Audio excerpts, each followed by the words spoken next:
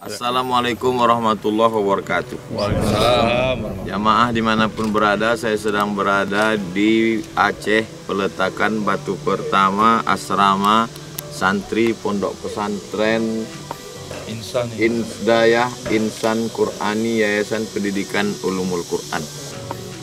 Kita akan mati menghadap Allah, tapi insya Allah ada amal mengalir, insya Allah. 1, 2, 3 sak semen, batu bata, kerikil kita kirimkan kemari melalui nomor rekening Bank Aceh. Bank Aceh ini bank syariah, bank Islam, jauh dari riba.